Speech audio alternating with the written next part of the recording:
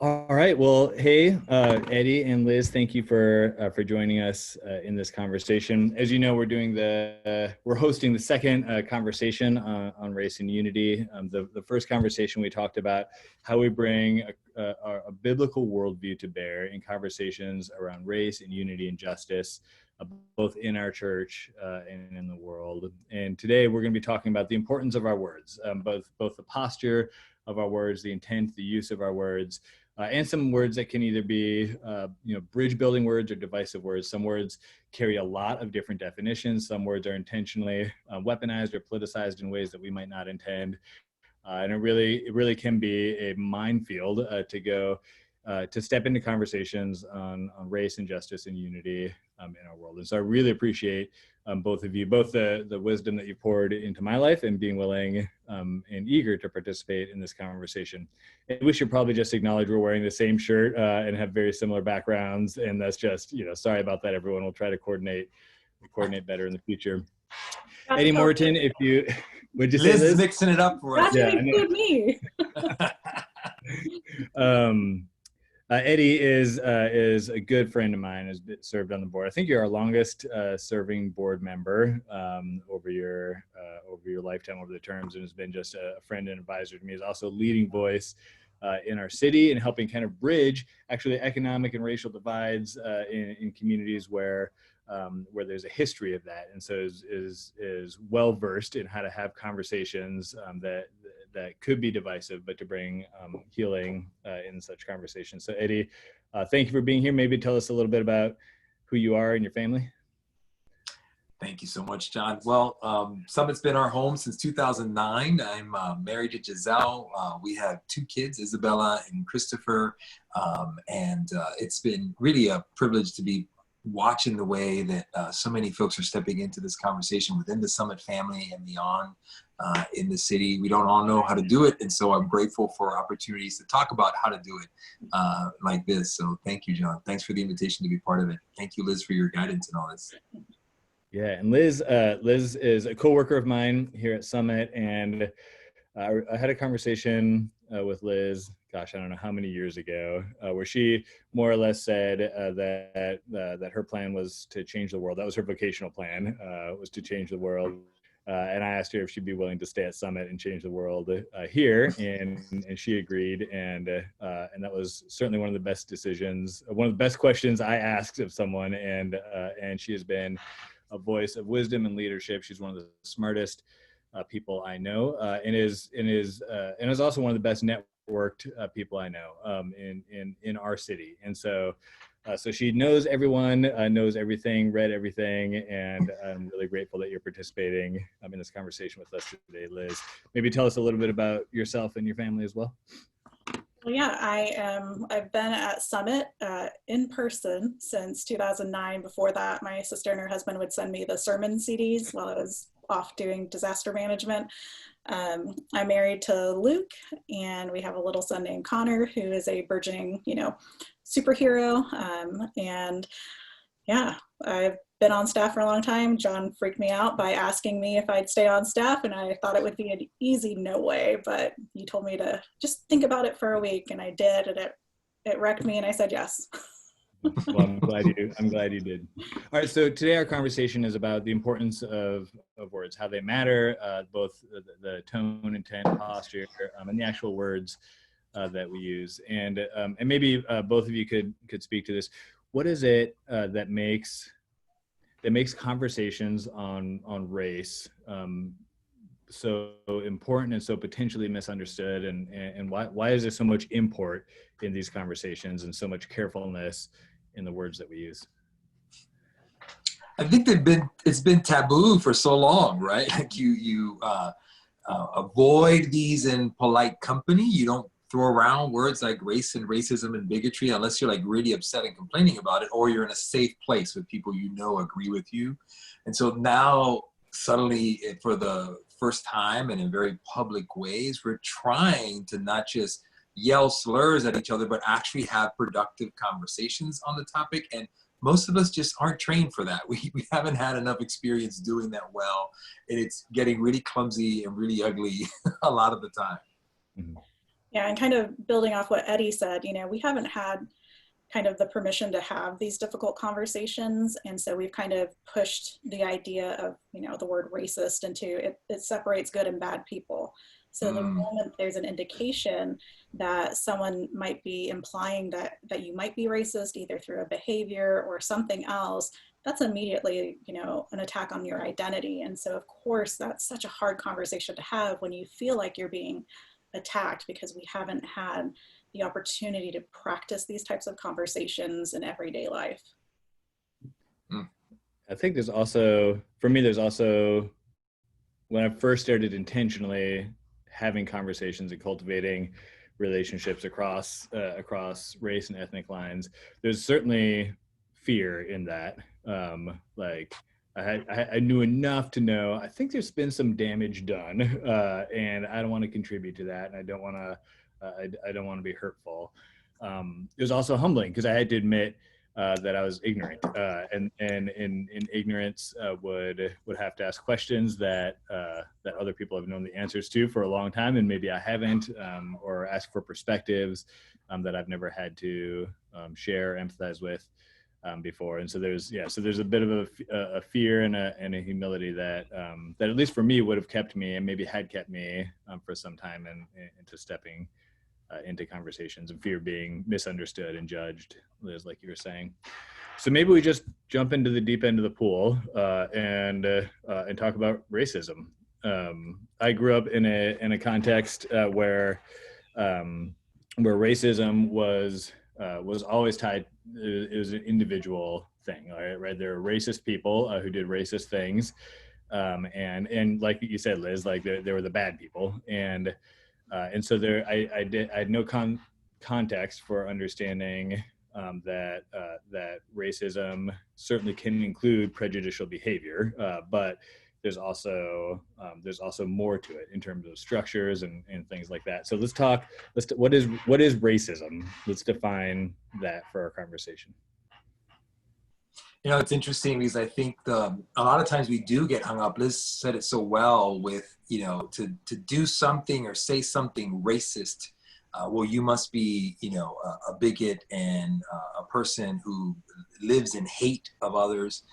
When we know that in practical everyday life, we've been part of examples and conversations where someone might reference a cultural idea about another people group, sometimes in form of flattery, admiring the physique or physical abilities of another group or the intellectual capacity of some group. And those ideas that put people in sort of stereotypical buckets based on concepts of race hint to something that is much more pervasive than feelings and individual opinions. It's not just sort of hate mongering. There's something more in the ether. And so we all need to gain a better understanding of where does that come from, because that's not just, I remember working at the Jobs Partnership, and because it was such a diverse environment all the time, we're hanging out with Black pastors and Hispanic pastors and white pastors, and Mark Stanek is, who's the executive director over there, and in those circles, you could crack all kinds of jokes in a lot of those conversations,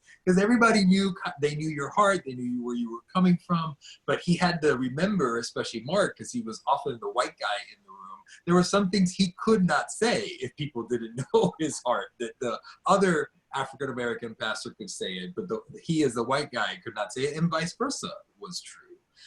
And so understanding there's a social, cultural context of race and racism and these ideas that go beyond the individual conscious choices of people, and makes us all, we're all touched by it, and trying to describe it oftentimes is trying to, the adage of the two fish swimming along that see an older fish coming the other way, and the older fish says, "So how's the water today, boys?" and keep swimming. And a few seconds later, one fish looks at the other and goes, "What's water?" Race is one of those ideas. Like, we don't think about it. It affects everything about our lives. And so when somebody calls it out, we think they're calling a specific aspect of your character. They're really calling out the ideas that you swim in, you don't notice most of the time. Yeah, and with kind of racism, it's usually not conscious.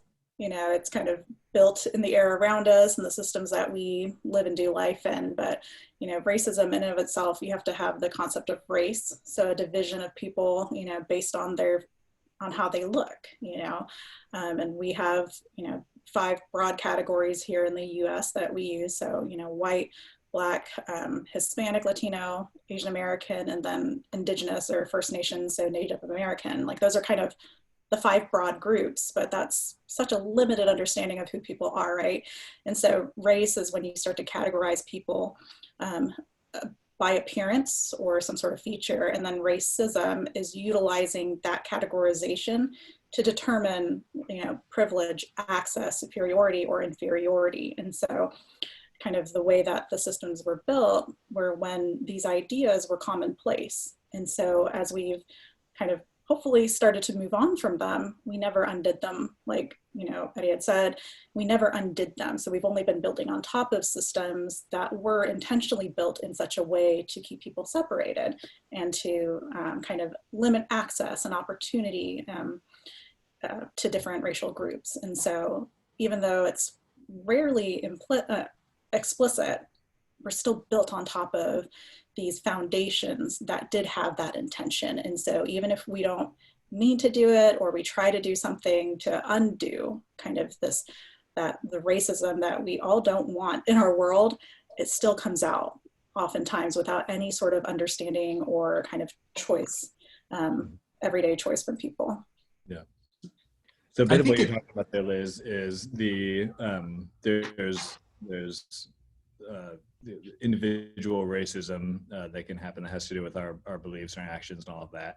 And then there is institutional or structural racism. I think those are important things to recognize as well. And from what I understand, and maybe either of you can speak to this, but from what I understand, where the most damage is done isn't in the individual prejudiced behaviors of people. It is in the structures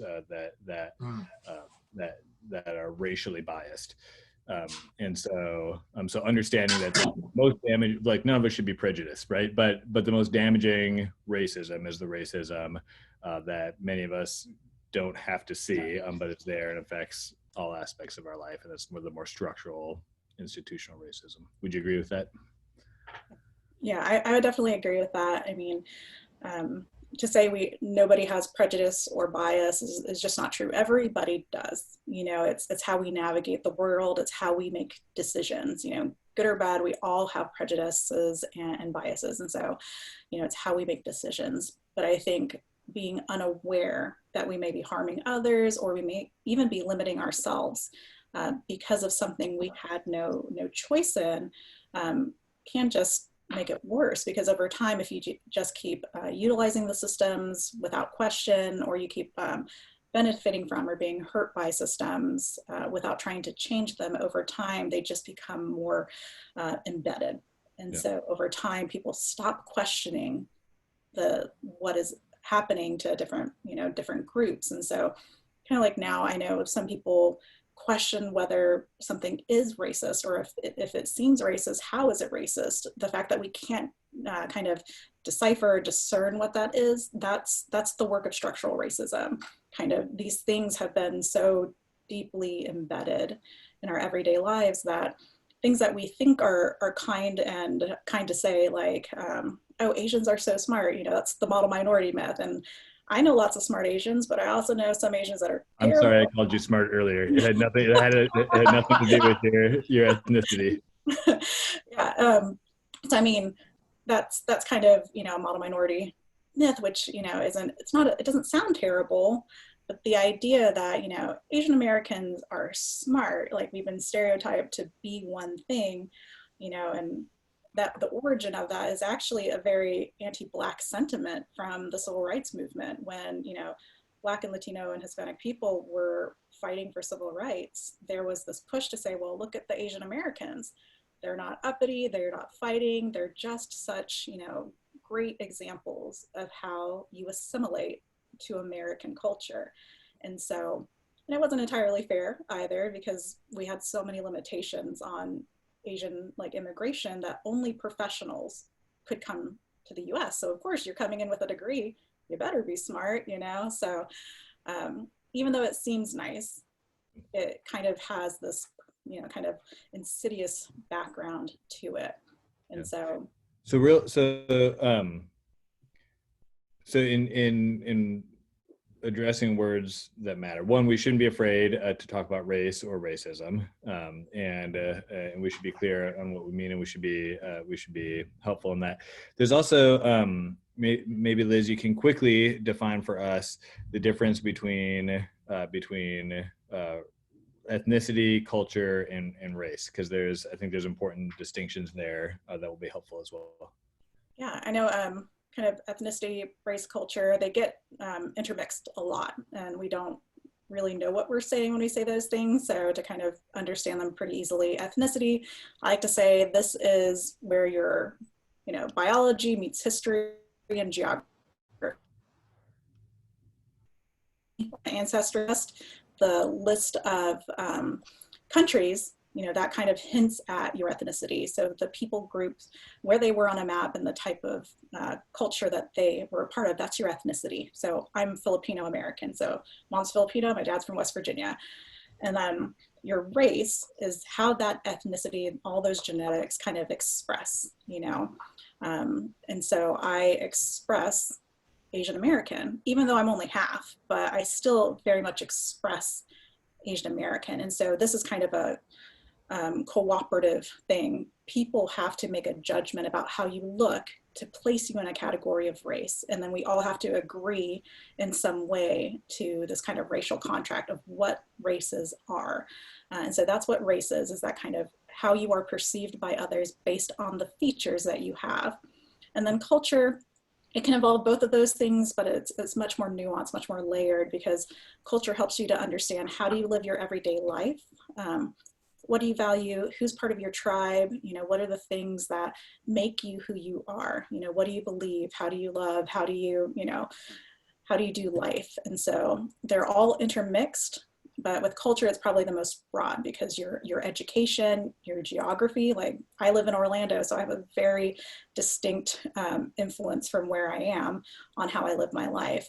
So that's kind of the difference between the three. And I know people will say multi-ethnic, multiracial, multicultural, and they all think they're saying the same thing, but they're not. Yeah. So good. Sorry, Eddie, go ahead. No, that was so good. So helpful. I know, isn't it great? Yeah. Okay, so let's another phrase that is pervasive and I think often misunderstood or miscategorized, not because it has a number of different meanings, is this phrase Black Lives Matter. And Eddie, maybe you can talk a little bit about how the different ways that phrase can be used and understood.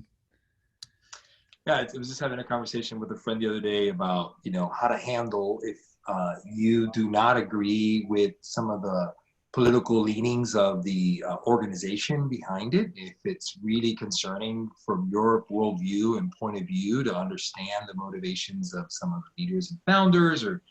And there are two things to consider.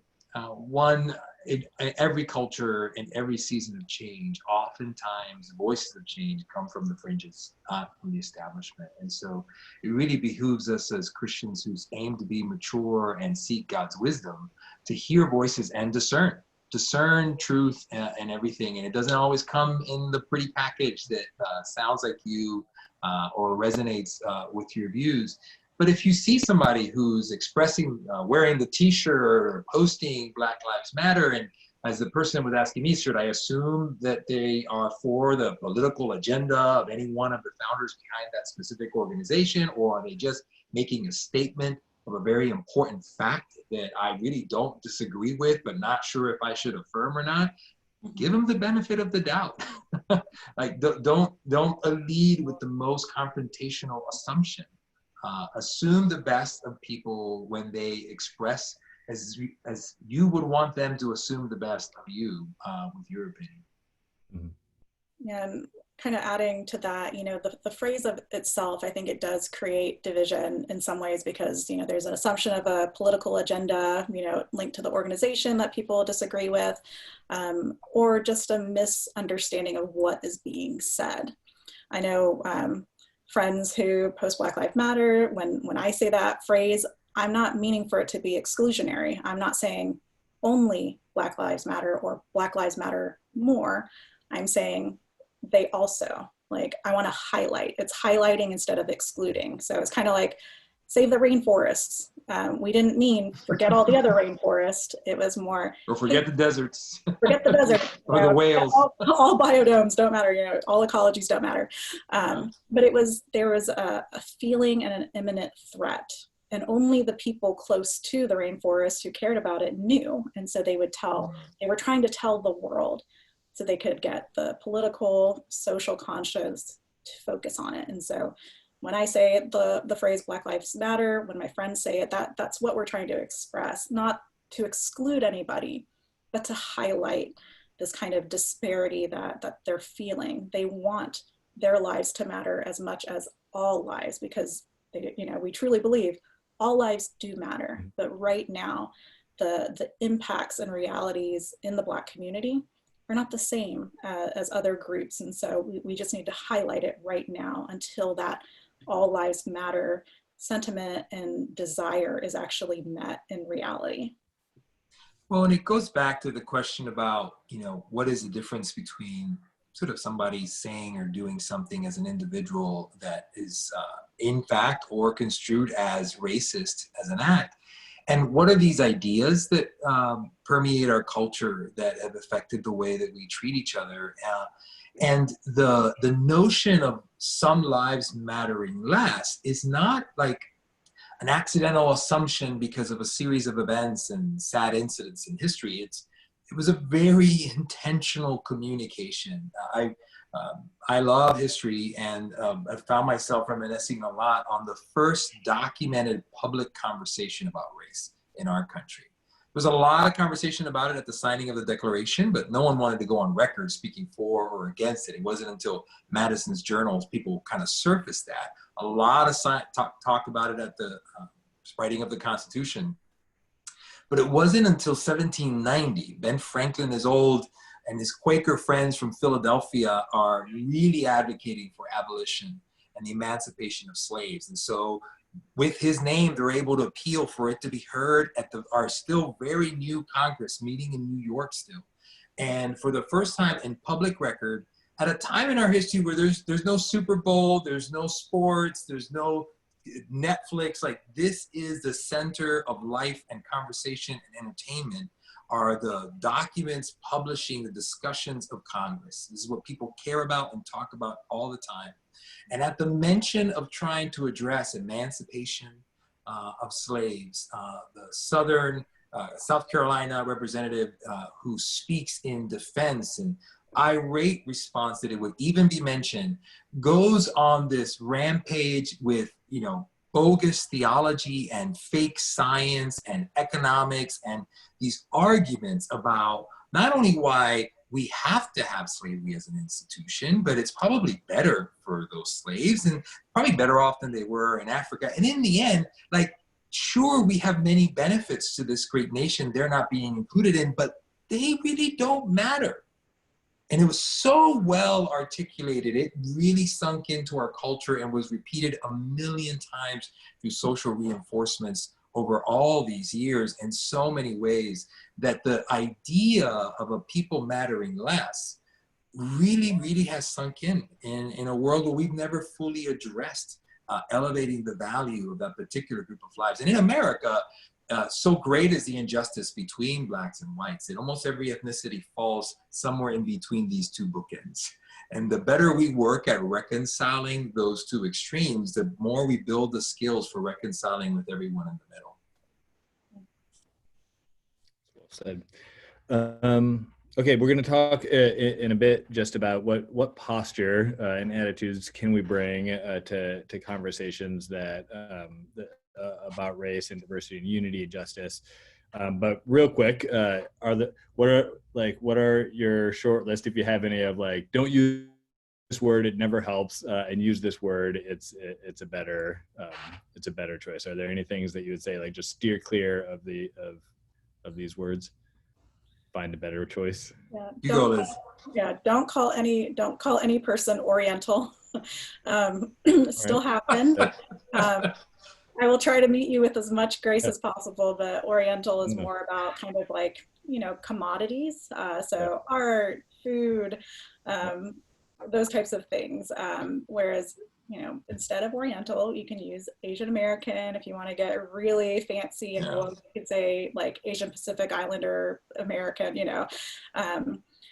or, just that kind of stuff. So please strike Oriental from your from your vocabulary. I would also say be very careful with the word exotic, and anything that you might say that you think may be a compliment, because when you say something like exotic, I've had that said to me a lot, it makes me feel kind of othered, like you shouldn't be here. Like exotic means outside of what is normal. And so I know people mean it as a compliment, and so I try to take it in that way, but it can be very disconcerting to hear that would fall under kind of this area of microaggression, where one person may say exotic one day, another person asks me where I'm from the next day, and it just kind of builds over time. So I'd say exoticizing I've language. never ever had anyone call me exotic. So that's for You should be offended. I am. I'm kind of like feeling like I missed out. Yeah, I think that would kind of be that for me. Those are the big ones for me. Yeah, one of these is I've got two. One is not a no-no, but it's just sort of acknowledging a lot of people stumble right now over Black or African American, or what do I say? And we've gone back and forth on these in our country's kind of conversation because at one point we realized, oh, Black might be offensive. So, folks came up with the term of African American, but a lot of people don't like the term African American, particularly if they have more Caribbean American descent, and their African sort of hue comes from a different path than necessarily American soil. But really it depends. It's more of a personal preference. What is happening sort of in the conversation is more African Americans are feeling more comfortable using and being referred to as Black. To plainly call out Black. It fits the larger conversation of this moment, and if you struggle with that, you should feel comfortable saying it, but it's not the word that matters as much as the sentiment, right? Like, so when it was used in the past, it was used a lot more often by people who were not Black with a particular sort of tone to the use of the word, and now it's more of an embracing of what it means. The one I would recommend, just never feeling the need to say, for the very reasons we just talked about now, because race and racism and racist ideas permeate so much of our culture in ways few can wash their hands of being affected by it. Never feel the need to say you're not a racist. To say I'm not a racist, but, and then go on, you pretty much declared yourself one to any person who's a minority listening. You can speak for what you're for without having to add that disclaimer. It does not help your position. It just sort of announces that you probably don't know. You're not very self-aware about how racism works and how it might be affecting you, whether you realize it or not. Yeah, I definitely agree with that. If someone starts a sentence with, I'm not racist, or that tells me that something has made them feel very insecure, and so all of a sudden red flags will go off for me. I'm not going to think immediately, oh, they're probably a racist person, but I'm going to be paying more attention to their behaviors now because it has triggered something in them. And so for me, I get a little wary around people who say that phrase. Also, Eddy had brought up the term minority. So do I say minority? Do I say people of color? Minority, it's a mathematical term, but when we talk about people groups, it's not about numbers. If we put a big dome over America, no one in, no one out, in the next 20 years, whites would be the mathematical minority. When we talk about minority versus majority, it's more about political and economical power. So how much influence and power do you have to influence systems, cultures, etc. So if you're ever wondering, focus on people first. So people of color is a good alternative if you're uncomfortable with the term minority. That's very helpful. I'm going to back just a moment to the "I'm not a racist" phrase, because in one sense, like, it absolutely makes sense. Like when someone says "no offense," but they're about to be offensive, right? And so it could be the equivalent of that. But I can also feel it myself and sense through the digital universe that people who are listening to this, who have used that phrase or feel that thing, are uncomfortable. And so how would you help lead them through their discomfort in why that phrase isn't helpful and what they can do instead? Maybe there's a larger conversation or thing to acknowledge, is that when it comes to injustice in our culture, in our nation, in our society, the Bible really offers us a very clear lens of what our posture should be. To me, it's the idea that is the definition of leadership is responsibility. It's like, there's a mess, I see it, I'm responsible to do something about it. And too often the sensitivity around that is, I'm wanting to wash my hands of guilt. I'm wanting for you to see me as innocent. And it is understandable for people to feel this way. The Bible does not actually give Christians that out. We see in the life of Ezra, in the life of Daniel, in the life of Christ, that taking on responsibility for corporate sin, for social transgressions that sometimes not only are outside of our own control, but may have preceded us in history, is actually the very posture God's people take. So it's better when we talk about injustices done in our past, is to say, we allowed this, we permitted this to happen, we made these things true, because then you can say, we will, we should, we are going to. But until you take responsibility for something, and responsibility does not mean personal ownership of guilt, but it does mean you're choosing to be a leader, not a bully, not a victim, but a leader who takes responsibility. And that goes for people of all color. If you love this nation, you've benefited in any way from existing here, Christ calls you to take responsibility for being here. And so we all repent and seek a better future. Some of us are more connected to the position of the oppressor and others to the narrative of the victim. But all of us have to own moving forward together. The last thing we need is for white people to go away and figure out how to build a better world for everybody else. That's how we got here. The idea is that we are all at the same table together, but we can't come to solutions without taking responsibility together for how to shape that future. And so I think that ownership of talking about we and us is a better position than terms or postures that are about trying to distance ourselves and say, I don't have anything to do with that, so I'm not a fill in the blank. Mm-hmm. Yeah, and I think, absolutely, I totally agree with that. Kind of taking ownership of it means you're not constantly worried that you'll be responsible for it. If you just say you're responsible, it's not a question anymore. We're all going to work on this as the body of Christ. When it comes to that term, kind of, I'm not racist, there are a few different ways to approach this. If you feel yourself having the urge to say, I'm not racist, I'd pause for a moment and think, what is making me think I need to say this right now? Because I think when we think about the term racist or racism, I don't think it's great to apply to people necessarily, because we all have been socialized within it. We all have that within us. Instead, if we look at, what is observable, actions, words, impacts, and we kind of call out the behaviors, I think it's more productive to have conversations around those. So if you feel the urge to say, I'm not racist, you could turn it into something else, and you're probably in front of your people of color who are your friends.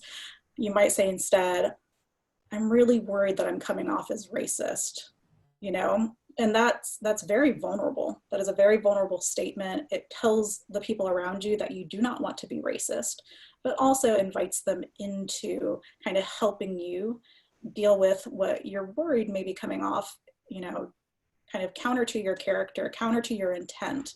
And so inviting your friends especially into that conversation to help you might just be very helpful and life-giving.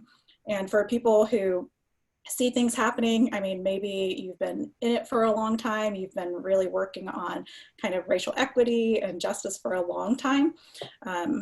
You know, try to offer as much grace as you can, but never pass. Grace always, but never pass.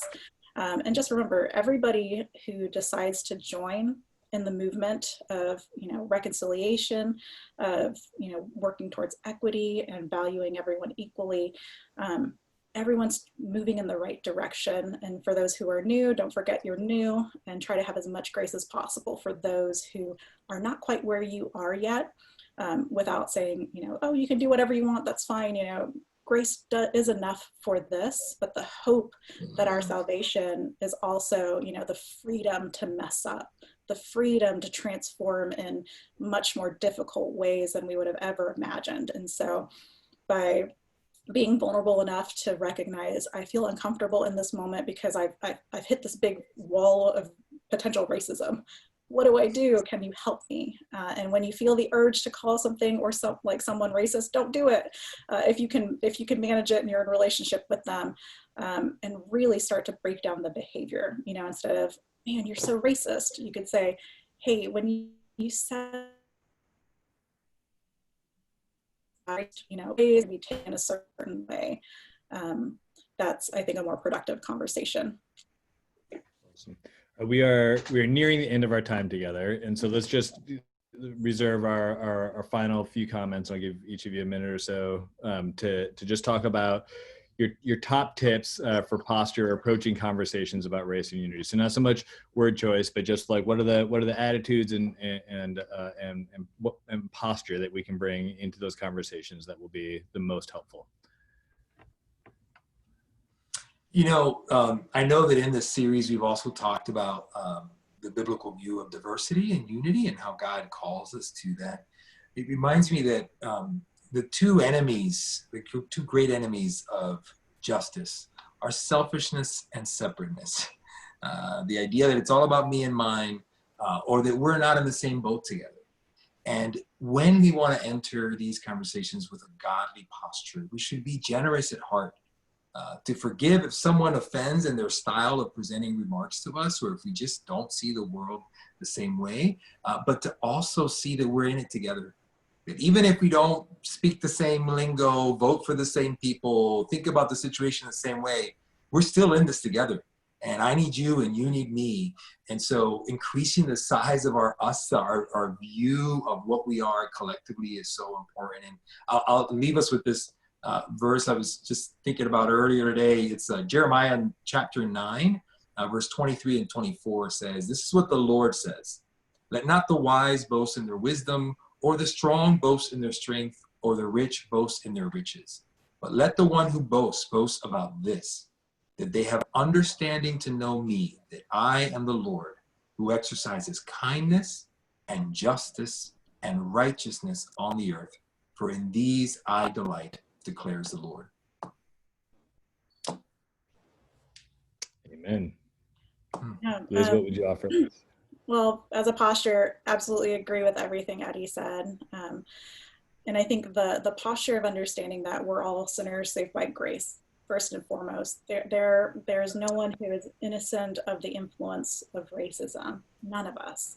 And so starting with that posture of humility and gratitude for our salvation, I think is a place to start. And knowing that other people are capable of that kind of transformation that Jesus offers, you know. And so to think that there's no one beyond saving, there's no one beyond transformation. Like, we know our God is big enough. So I think that first one is, you know, we are all sinners saved by grace. None of us are free of the impacts of racism, is the first one. The next one, I think, is don't be afraid to notice difference. Because I think some people get really uncomfortable when they've noticed that someone looks different, they've noticed race, like they'll say, I don't see color, or something like that. Instead, you know, the diversity is beautiful. God chose this. And so instead of seeing the uniqueness as something that is, you know, other, or maybe something you should avoid, you know, kind of trying to see the diversity in the world right now as an opportunity to know more about God. because the more people you know, the more you get to learn about God. God is kind of represented in different cultures in different ways, and you'll get to see aspects of him in ways that you never would have if you've never had a friend that's different from you, if you've never experienced what transformation looks like in a different culture, or what belief looks like in a different culture, what the image of God is really like when you're in deep relationship with somebody else. And so instead of avoiding highlighting differences or feeling afraid to notice difference, I say, look, really look and see how God is represented there. And when you do that, when you're looking for God in others, when you're looking for the dignity in others, it's a lot harder to go wrong, you know. And if you say the wrong thing, you're safe. You're a sinner saved by grace, and you can apologize, and you can repent, and you can ask for forgiveness. So you shouldn't be afraid to mess up. You shouldn't be afraid to notice things, and you shouldn't be afraid that people are going to see you wrong, because he's given us a spirit of courage, not one of fear. And so we should be bold in loving others, and sometimes that means running directly into this conversation that we don't want to have, but we really should, or we're going to miss out so much about God. Yeah, well said. I think the only thing I would add to that is for me, as I've been navigating this and both and navigating kind of processing through conversations on race with members of our congregation, it has helped me to recognize we are culturally conditioned to make very quick judgments about what we agree or disagree with, and most of how we interact with the world is with that expectation of, like, I'm going to decide real quick and for all time if I agree or disagree, and so for me to intentionally shed that as the first filter on the information I receive, and instead have the first filter be, do I understand? Do I understand that person, why they're saying that thing, why they're mad at me, whatever it might be, and seek to understand first, and then agreeing, like when it comes to biblical things, absolutely, I feel a strong conviction or a strong responsibility to have clear biblical convictions, but oftentimes in matters of opinion, I find that agreement or disagreement isn't so much the goal, and it's certainly not the first goal. Understanding someone else is when I can make that the first goal, I'm usually able to love them in the name of Jesus more fully. So, all right. Well, I appreciate you both very much. We'll conclude our time together, but I hope you have a really wonderful rest of the day. Thank you. Appreciate you, John. Bye, Liz. Right.